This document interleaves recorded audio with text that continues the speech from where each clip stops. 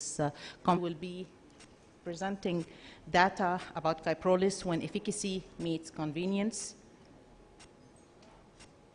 Multiple myeloma is a chronic hemato-oncological disease, and in the recent years, overall survival did not only significantly improve due to the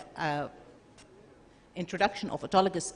bone marrow transplantation, but also due to the introduction of new and beneficial drugs into the clinical practice. When we talk about multiple myeloma, we've been talking about a disease that may be due to the pollution or something like this as an etiological factor, but in fact, it has been present and revealed in the scans of Egyptian mummies alongside with cancer breast in the recent updates where they use scans to see the remains of the mummies. The ever famous patient with multiple myeloma was Sarah Newberry, on which on her autopsy there was multiple fractures, thorax reduced in size with compression of the lung, and bone marrow with infiltration of Modena red with round or oval cells with 1 or 2 nuclei. In 1844, Samuel Solly described multiple myeloma as a disease that began with a morbid action of the blood vessels in which the earthy matter, by that he meant the amyloid material of the bone marrow, was absorbed and thrown out by the kidney in the urine, thereby presenting the first ever pathophysiology of multiple myeloma, amyloid material, and renal affection. When we look at the history, we do not forget the famous Henry Bent-Jones, who discovered the Bent-Jones protein, and he described it as a hydrated deutoxide of albumin, and it had to be investigated in other myeloids ostin, that is a cause of blood of bone affection leading to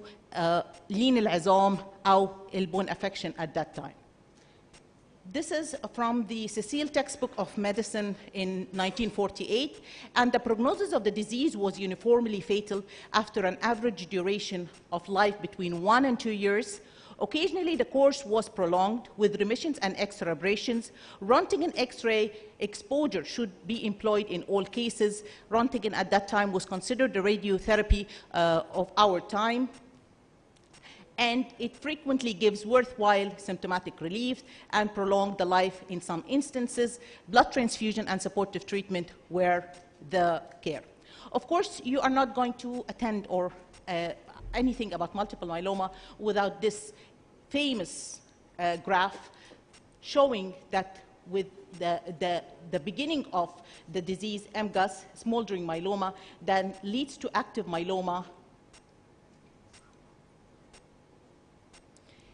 that after therapy goes into plateau and remission, depending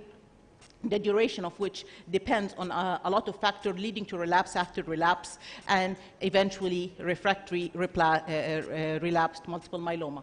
The diagnosis is the one used mostly is of the International Myeloma Working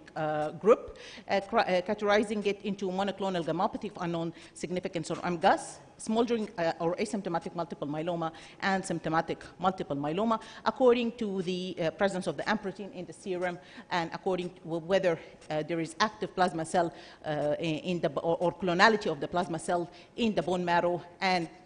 the symptoms. And the symptoms were introduced, the CRAP criteria in 2005 with the International Multiple Myeloma Working Group. In 2014, the SLIM criteria came into existence, redefining the criteria for diagnosis into S, that is more than 60% of clonal bone marrow plasma cells, LI, serum light chain at a ratio of or equal to 100 with involved and uninvolved kappa and lambda chain, and in MRI studies with more than 1 focal lesion.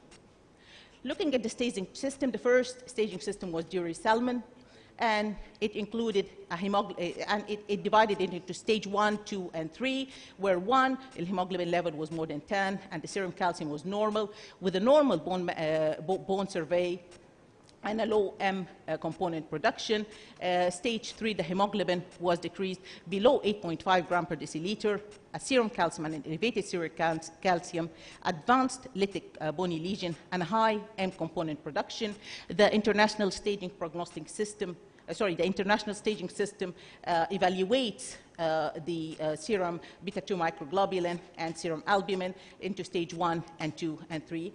where 2 is neither 1 or 3. Looking at the cytogenetic abnormalities, the M-SMART classification proposed by the MD Anderson